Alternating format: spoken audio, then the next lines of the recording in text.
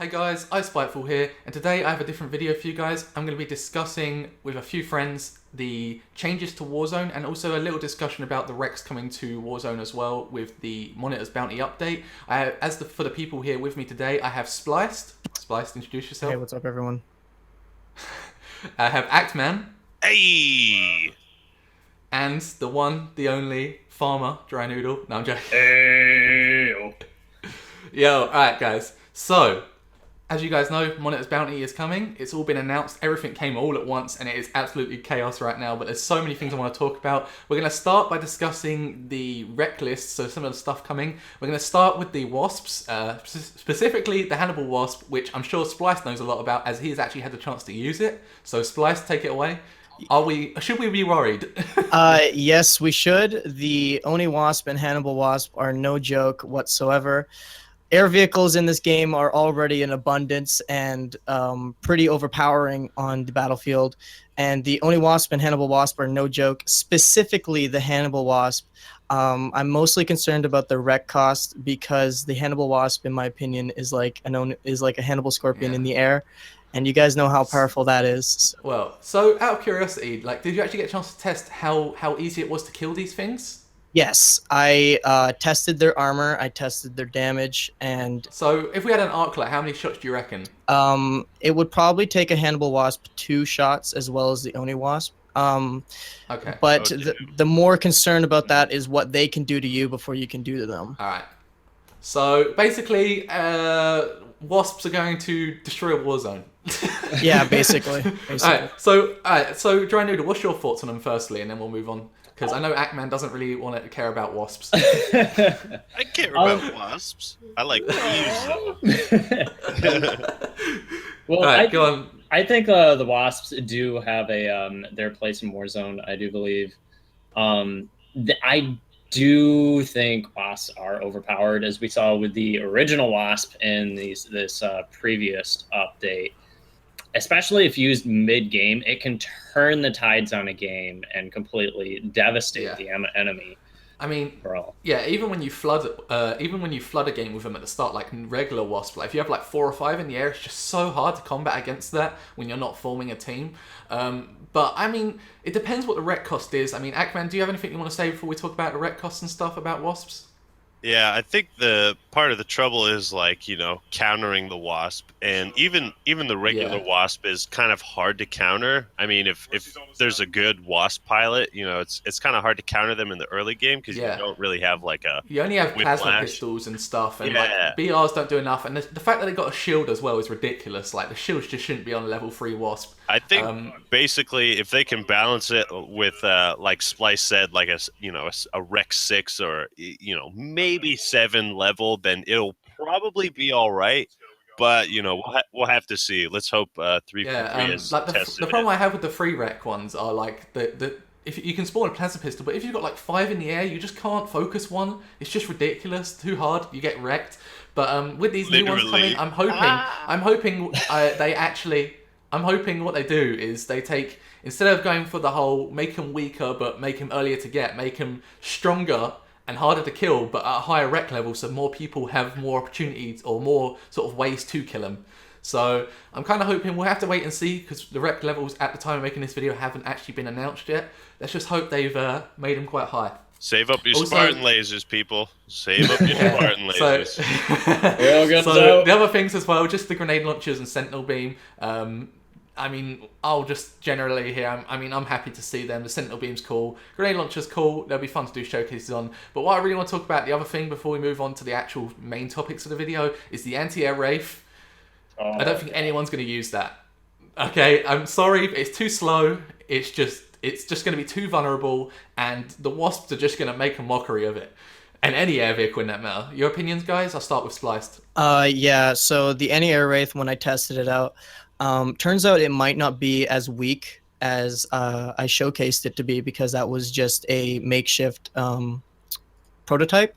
So the actual version might be stronger. The problem with it though is that the shots move too slow in the air, the travel time, so it won't be able to reach anything before they can get behind cover.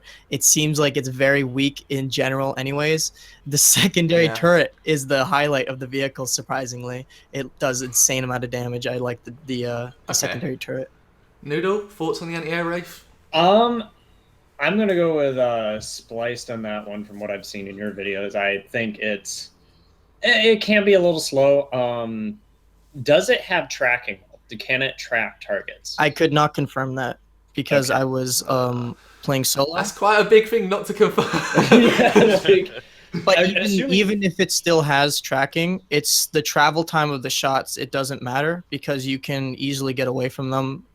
Seeing the tracking of most weapons out there, unless if it's like a Hydra, which I highly doubt, the ability to get away from them will be too easy. Actman? I think if it performs similar to the way it did in Halo 3, which is like the only way you could actually use it was through some bizarre glitch. But yeah, you know, the shots fire super slow, but when the AI fired them in Halo 3, they had tracking. So, like, if you weren't careful, they would just destroy you. Well, you'd think, if you were going to make an anti-air vehicle, you would make sure it decimates air, like, not make it, like, moderately good, you know? And the thing is, another thing that I raised a question here is the cost of the Wraith. Like, if they're going to charge us, like, 7 Rex or something to spawn this thing, 7 Rex, man, is a lot to spawn into a Wraith. And the chances are, by the time you spawned it, the air vehicle could be shot down. Or it could just go away until someone comes in with camo. There is a good chance it'll be 7 Rex, as the Handable Scorpion was 8 Rex, the only 8 Rex Scorpion, and the secondary turret is similar to the Wraith. I'm only saying too much, man. But it's possible that it could be 6 Rex to combat the Banshee cost. Interesting. So, I mean, like, I'm surprised they didn't go ahead with trying to make something maybe like an anti-air vehicle that's weak against ground, but is great for taking down air units, but can still do damage to the ground. Like, I don't know whether, like, but, like, you know what I mean? Something along those lines would be cool, but I don't know. We'll just have to deal with it for now. Hopefully these wasps aren't too destructive, but we'll have to wait and see. This is all speculation. I mean, you have used them, but we don't know how they're going to perform in Warzone. But we're going to move on to the main topics now. So, as you know, 343 released a bunch of things talking about changes to Warzone specifically. There's a lot of changes to Arena and stuff, but we're going to talk about specifically with Warzone. And the first thing we're going to talk about is the AIs. Now, they are making some huge changes to the AIs in the game, and I know a lot of people are excited about that. The AI enemies have been changed from legendary to heroic. They do less damage, lower health, slower projectiles, and have lower accuracy. And the Grunt Mech is no longer a legendary boss now as well, and will only be a mythic boss at the end, which is something that I thought I should mention as well. So, and Monument also has no bosses now either, which is quite good. But we're going to start with just talking about the less damage, lower health, slower projectiles, and lower accuracy. So, what do you guys think on that? I mean, I'm pretty sure we're all in agreement that that is a pretty good thing. Anyone? Spliced? You want to start out with that? Yeah. So when they came out with the Warzone Firefight update and they changed all the boss spawns and everything like that, at first it seemed like it was a really good idea, but it soon turned out to be one of the worst ideas because not only were the boss spawns so sporadic that you could not coordinate to take them down fast enough, but also the bosses itself were really, really hard to deal with. There were Hydra soldiers, there were very accurate elite soldiers, there were Banshees that have been buffed, the Grunt Mech and all that stuff, and it just destroyed everything on the battlefield to the point where you were avoiding bosses when the intention is to kill them. And so this update is very, very interesting. I'm really glad to see that all these changes are being made. Yeah, I agree. Definitely with the the bosses, just the general accuracy. Like when I was on Monument, for example, Hydra like AIs, regular AIs with Hydras at the back of the garage were shooting me as I was lifting over into Monument. I'd be killed in the air, like, and things like that, like just ridiculous things that you just don't want to happen. And like generally, just the the power level of the AIs in the game it's just too much. It feels more punishing to challenge them. Like you should be able to escape them, but they're too quick. They're too responsive. They just have too much damage. Yeah. So I'm really glad. So what do you think, Noodle? I think it's a welcome change. A lot of people have been asking for this change for a while. Bosses were just too controlling over maps. They dominated key points in the maps that a lot of players could use to gain advantage on the enemy, but they couldn't get past this boss. Also, specifically with a grunt jockey, those tracking needles are terrible. They would track you around the map. And they kill you so quick as well, dude. One burst and you're dead in an ultra. Another thing I would want to mention really quickly about the bosses as well is this all changed when the Warzone Firefight update launched.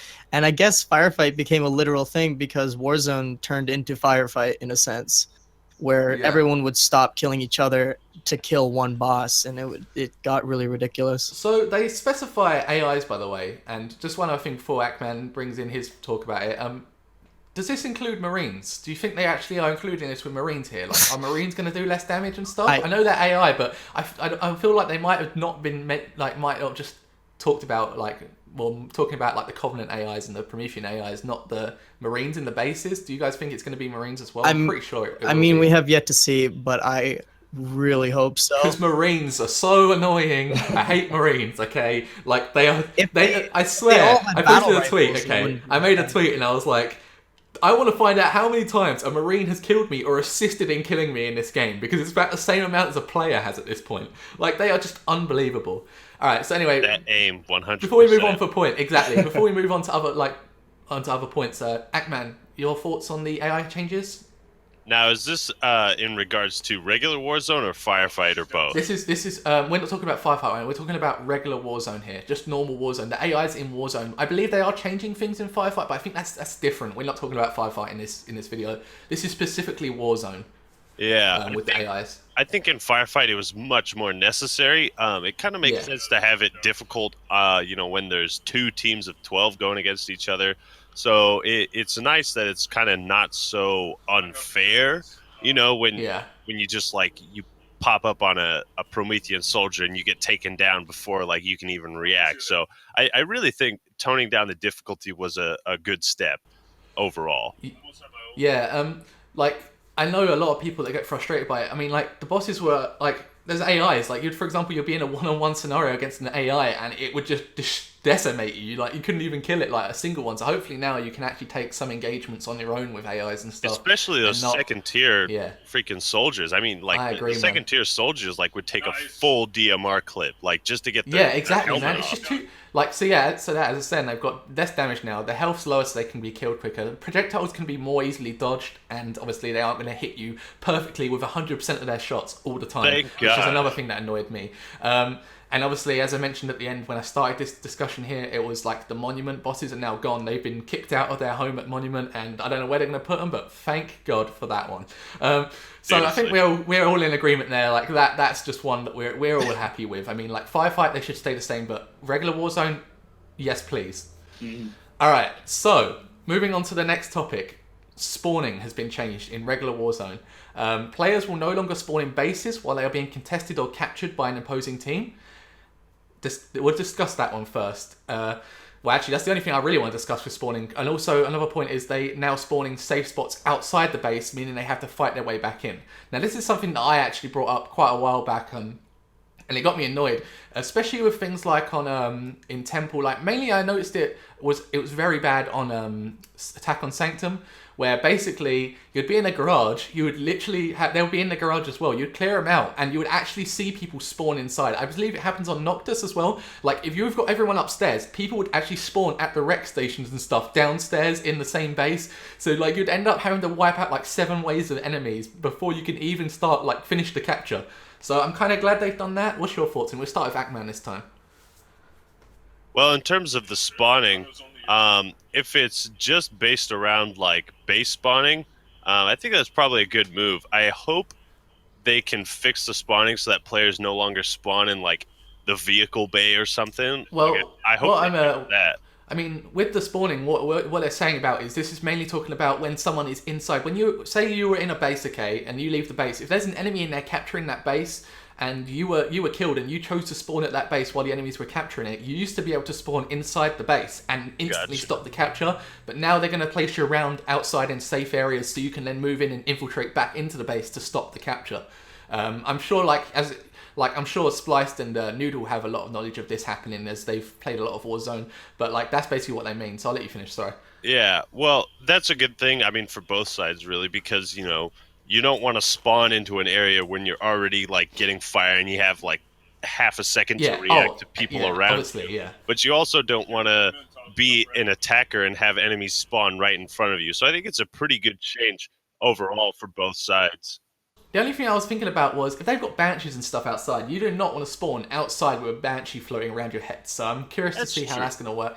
But I know people feel balanced about that kind of stuff. Yeah.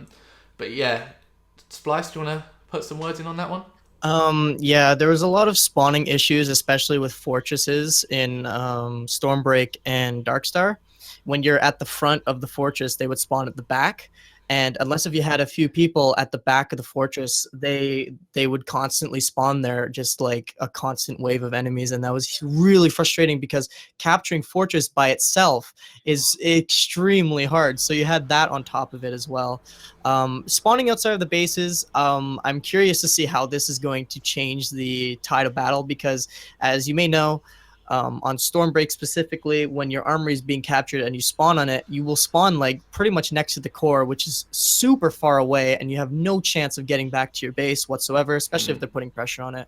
So I'm just really curious to see how this is going to play out. Don't really have much to say on it. It's funny you bring up actually about that Fortress one. Like that is actually a good point, man. Like I remember I was playing on Fortress before, and we were capping it at the front, and no one was. I went to the back because I knew that they were going to spawn there. I left the back. My teammate stayed there. I thought he was going to stay there, and then he left, and like 8 enemies spawned in there, like all like within like 10 seconds, and we lost it again. So it's crazy. Dry Noodle, your thoughts, man? I think particularly in these small bases, of course, you mentioned earlier that they spawn by the rec stations.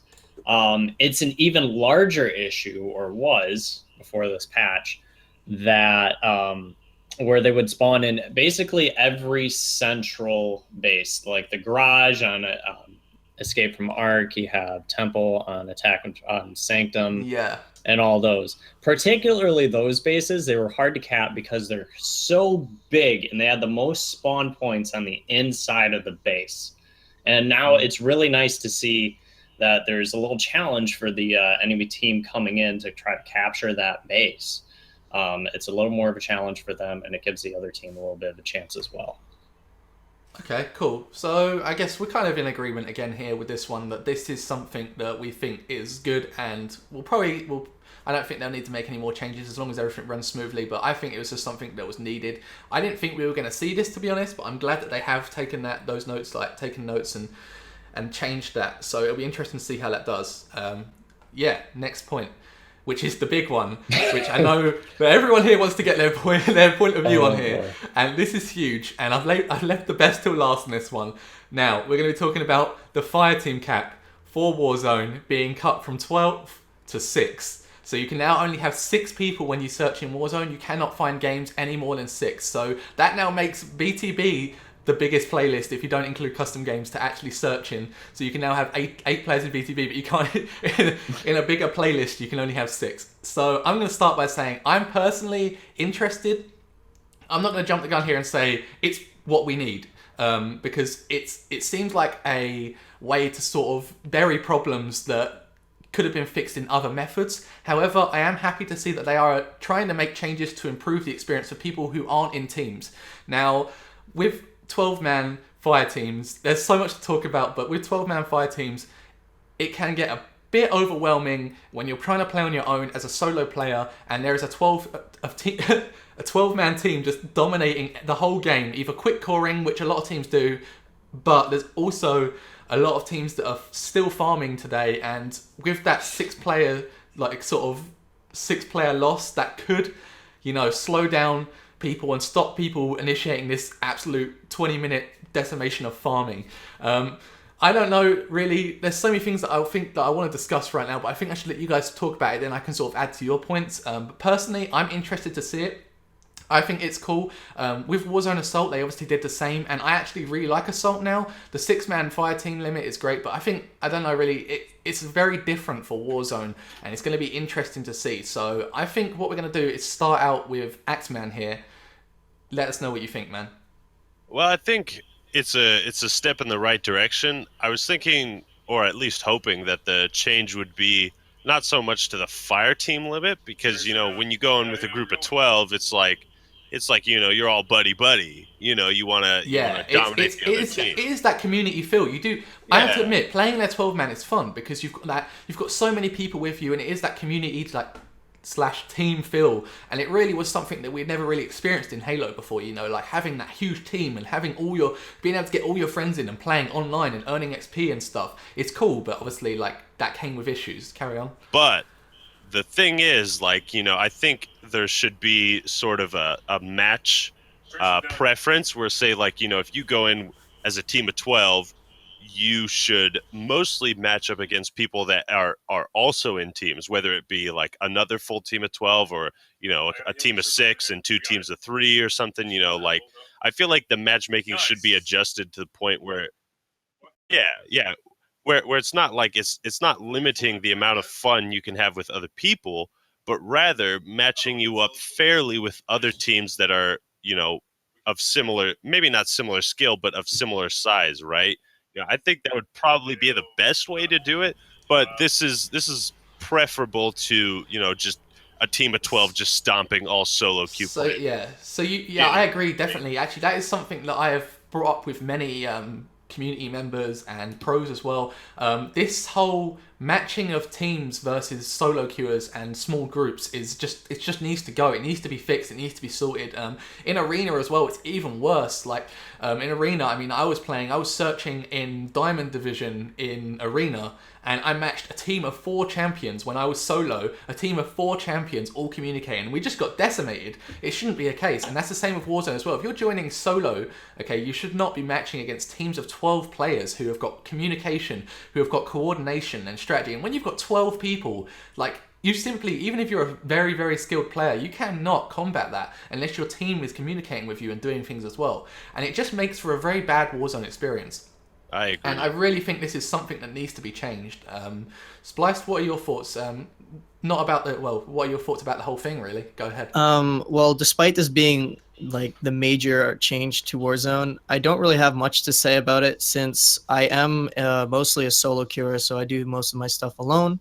But the 6-man team is a really, really breath of fresh air, I should say, so that I know that no matter what, I won't be going against a very heavy pushing team all the time, and I won't have to quit out or rematch. But this also brings up another topic of join in progress problems with solo queuers.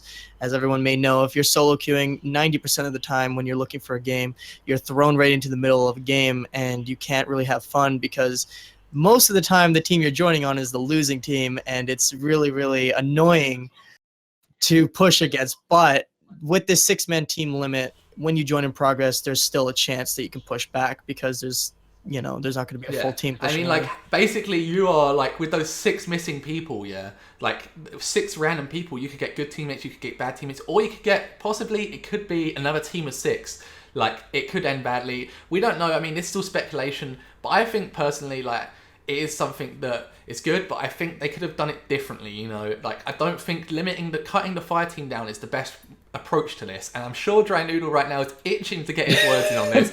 I know he's sitting there right now, because I know Dry Noodle is someone that is not in favour of this 6-man limit. So I guess you could say he's pretty dry on the topic. I am really dry. Take it away, Noodle. Bro. I'm pretty, I don't know. I personally...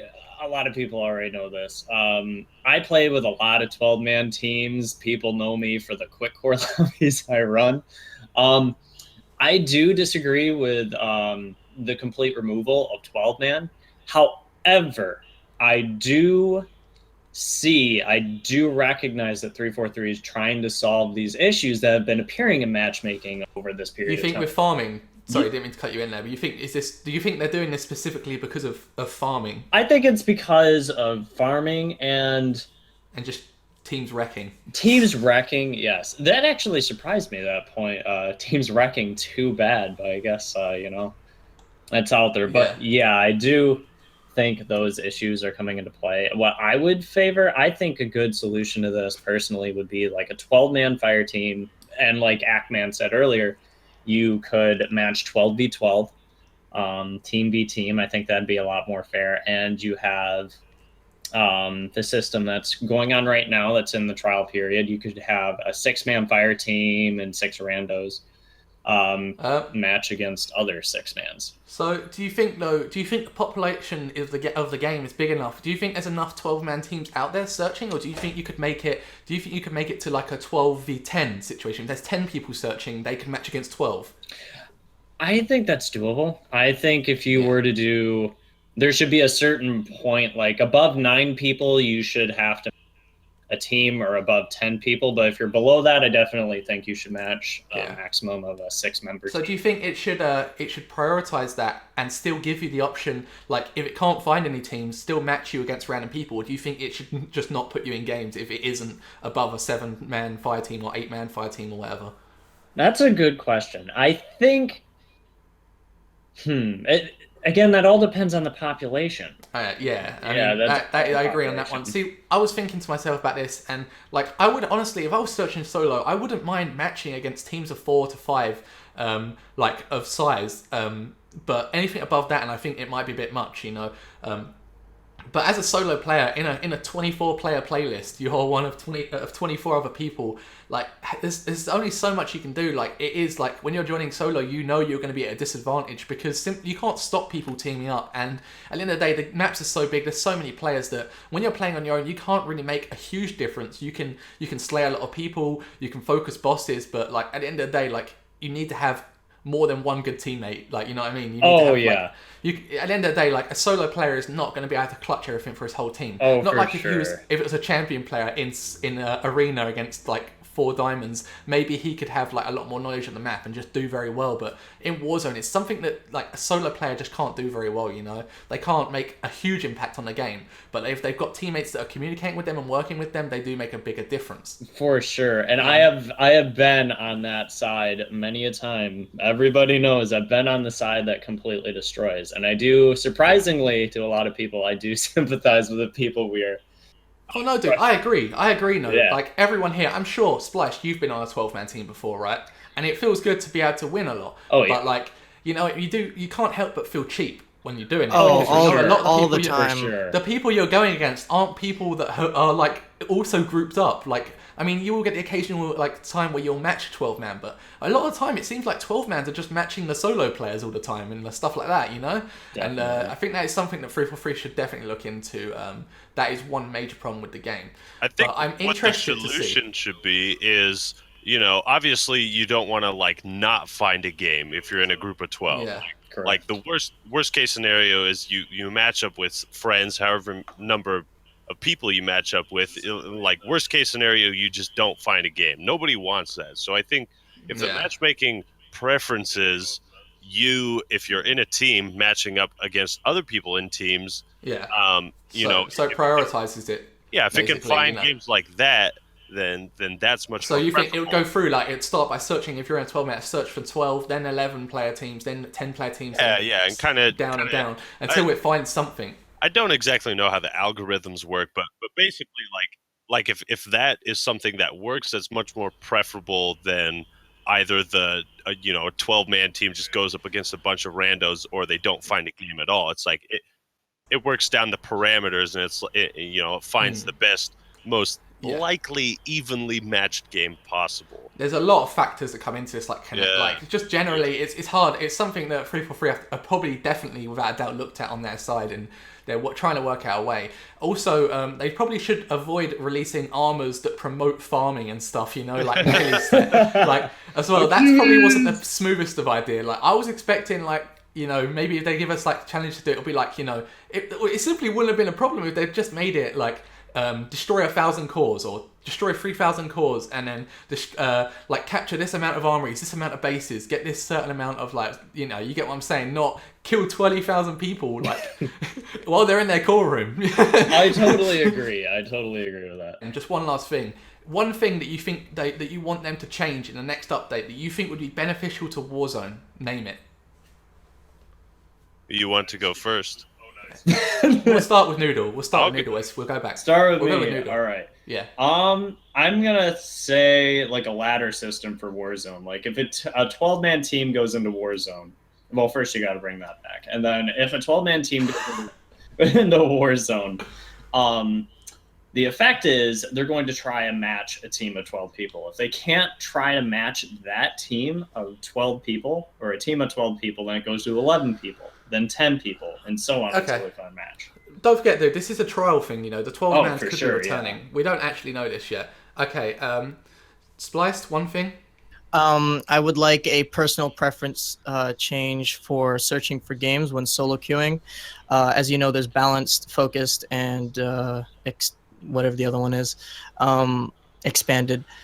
There should be an extra one that when you are solo queuing, specifically when you're alone, that it notices that you are alone and it tries to find games of only people who are alone. I would personally enjoy that. Would you also like to see something that could maybe just a decrease in the amount of games you join in session? Because I know that is frustrating. That too. Actually, I would prioritize that over anything. Yeah, I agree. A setting that does not allow you to join in progress. Sounds good. Axeman, one thing that you would like in Warzone or change that you would like to make? Honestly, I think mostly the match, if there's some matchmaking preferences, kind of like Noodle and Spliced have been talking about, like the 6-man, 12-man teams matching 2-man teams and stuff in the same with Arena, right? I assume this would be like a thing across other playlists. Maybe the ability to change the setting of no join in progress. I'm fine with join in progress. Other than that, I think matchmaking and making fair teams is probably the best thing that could happen to Warzone. Just because I think that's where most of the problems come in. I think I agree definitely, man. I think as well, just being more of a positive experience for people who aren't playing in teams, because not everyone wants to play in teams. And at the end of the day, I have nothing against people playing in teams. It is fun, but you shouldn't other people don't find it fun when you're getting decimated. So right. Also, they should definitely reduce the rec cost of Banshee Ultras and increase their armor, because there's a huge problem with them. I second that.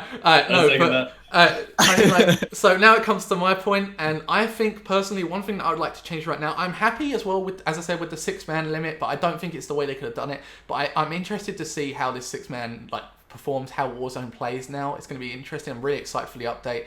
Personally, a lot of people know this. I have an issue with flying vehicles, so I would like to see a change to flying vehicles, like Banshees and stuff. Maybe either a decrease in power or an increase in rec level. Something, just a way to make them less dominant, because they completely turn the tide of matches on their own, and they just feel so punishing. So we'll have to see. As I said, we don't know what they're going to do, and if there's even any more updates to come. I assume they are going to work on more stuff. Honestly, thank you to Free4Free for making so many changes. Even a year after the game, they're still releasing all this stuff that we can, changes. And Arena also has got a whole bunch of things coming now. Hopefully we can see an increase in amount of people playing again, because I know a lot of people are looking forward to coming back because of this update. So overall, I think it's a positive update. Go ahead, man. One last thing they could do with the Banshees specifically is limit the amount of the time between the different dodges and barrel rolls you can do. That might be you can't lock on with rocket launchers. Did you know that? You can't lock on with rockets, dude. They split too quickly. They do that barrel roll every second. And Free4Free, if you're listening, remove the shields. Sorry, I was about to swear then. Remove the shields from wasps, okay? Level 3 wasps should not have shields. Take them off. Get rid of them. Just delete the shields if they don't need to be there. Alright. So I think we're all collectively, we're all overall positive about this update, and I think the changes they are making are going to be beneficial to it, and I'm excited. I know you guys are as well. Thank you so much for coming on and, talking about it with me. Any last words before we close out? Make sure that when you guys use wasps that you guys get Wheelman and jump on top of it. Gives them more armor. Yes. That is a noodle tip for you. That is a Alright, guys. So this is shout out to Axeman, Spliced, and Dry Noodle. Their channel descriptions or links will be in the description below, so feel free to go check them out. They're all great YouTubers, and thank you guys. I appreciate it. Well, I appreciate you watching, and I look forward to seeing you in Warzone. Thanks, guys. Everyone say goodbye, I guess. See you later. Peace. This is the Axeman. This is the Axeman. Alright. Thanks, guys.